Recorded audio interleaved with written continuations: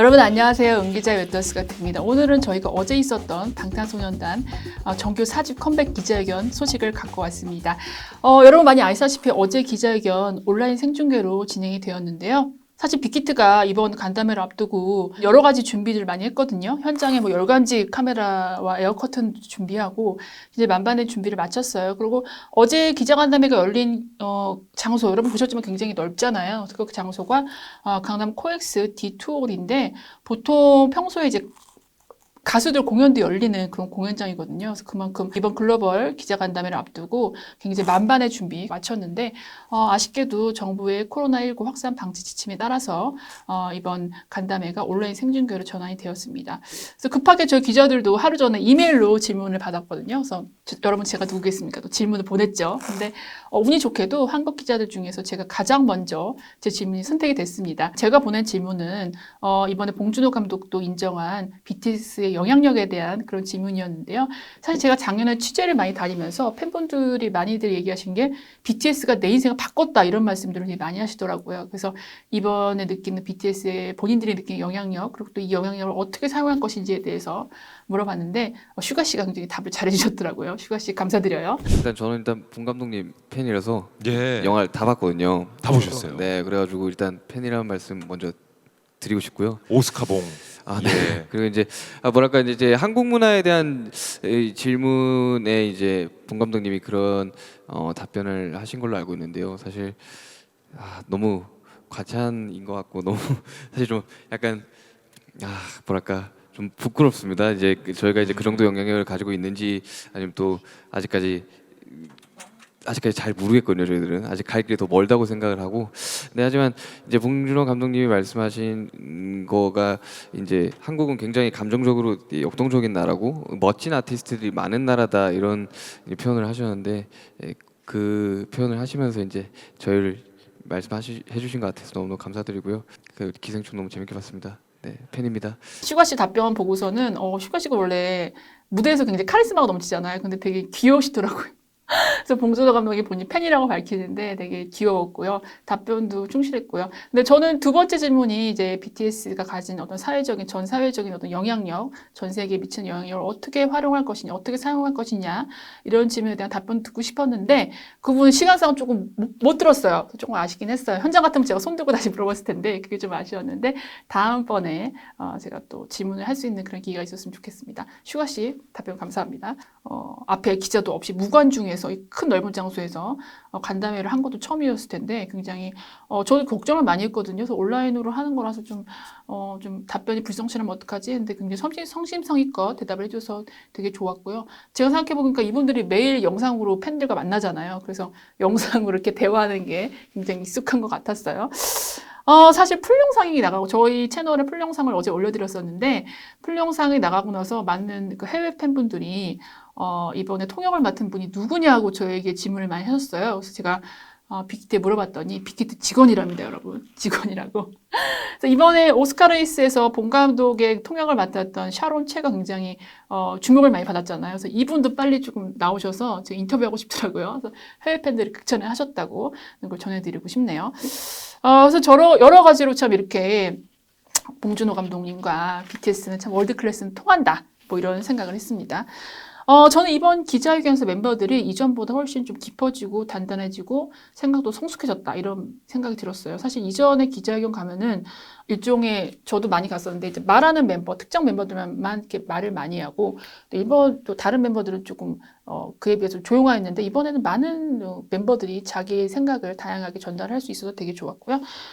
방탄소년단이 또 다른 아이돌과 다른 점이라고 하면은 기자회견에서 필기를 해가면서 기자들이 어떤 질문을 굉장히 경청하는 아이돌로 유명하잖아요. 그래서 제가 많은 자리에서 칭찬을 했었는데 이번에도 역시 그런 좀 진중한 자세 되게 좋았던 것 같아요. 여러분 보셨는지 모르겠지만 BTS 월드 투어 파이널 공연 리뷰 때 멤버별로 이렇게 코멘트를 해드렸잖아요. 근데 팬분들이 되게 조용하시더라고요. 그래서 이번 기자회견도 제가 BTS의 어떤 화법에 대해서 나름대로 좀 생각한 것들을 몇 개 말씀드리려고 해요. 그래서 일단은 지민 씨는 정말 무대에서 그 퍼포먼스 보면 정말 압도적인 퍼포먼스, 카리스마가 있는데 이번 간담회에서 또 다른 반전 매력이 있다는 걸 느껴서 그냥 따뜻하고 정감 가는 화법, 모르겠어요. 그렇게 좀 귀엽기도 하면서 좀 이렇게 굉장히 차분하고 따뜻한 화법이 되게 인상적이었어요. 그래서 눈웃음에 애교까지 장착해서 팬분들이 정말 안 좋아할 수가 없다 이런 생각이 들었습니다. 그래서 어떤 해외 팬분들이 어제 그 풀 영상을 보고 지민 씨가 이야기하는 게 마치 ASMR 같다고 얘기를 하시더라고요. 그래서 잠이 솔솔 오는 지민 씨의 다정다감한 말투 굉장히 인상적이었습니다. 기자들이 보기에도 모르겠어요. 이렇게 좀 말을 예쁘게 한다? 이런 생각이 되게 들었어요.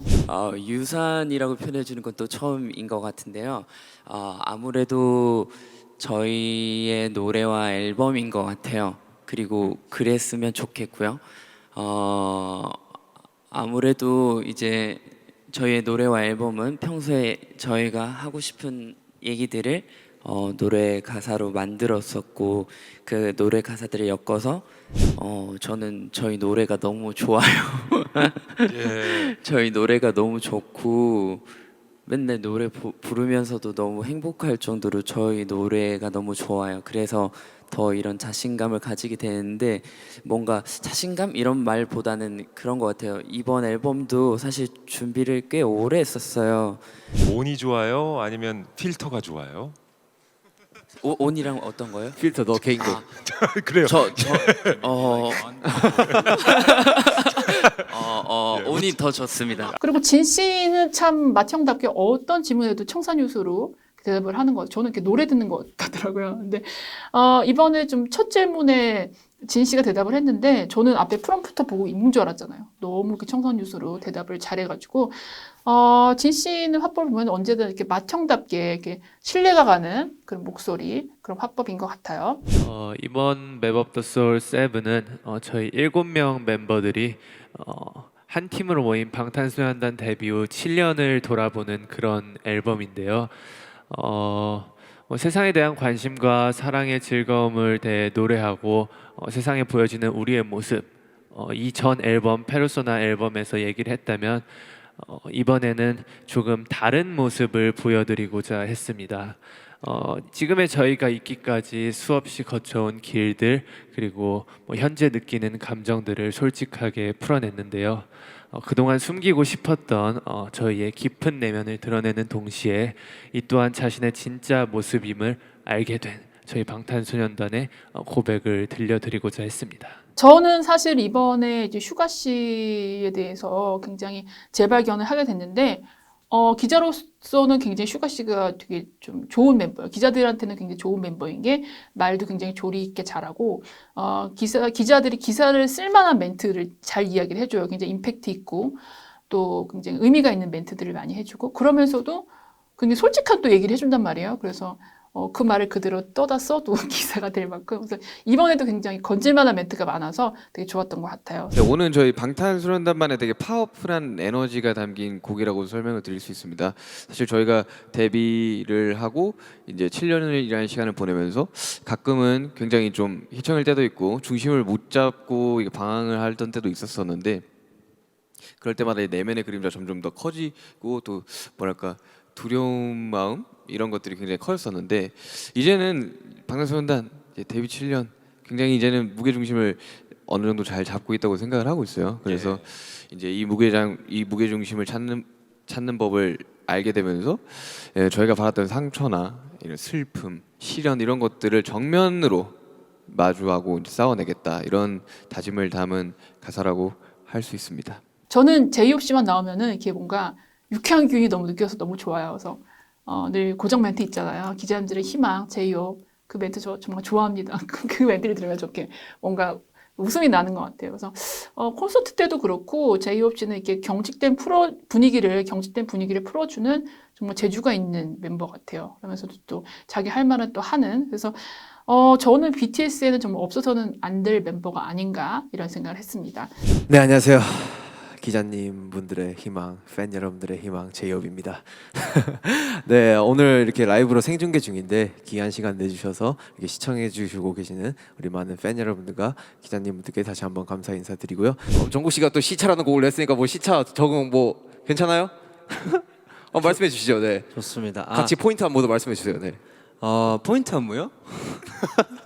비 씨는 뭐 여러분이 아시다시피 좀 예술가 같이 좀 엉뚱한 매력이 있으면서도 친데레적인 매력이 있잖아요. 그래서 그런 그런 태도들이, 그런 모습들이 기자회견이나 화법에도 그대로 드러나는 것 같아요. 그래서 마지막에 정국 씨처럼 이번 송구 씨를 준비했는데 너무 화면이 빨리 지나가서 여러분 못 보셨죠?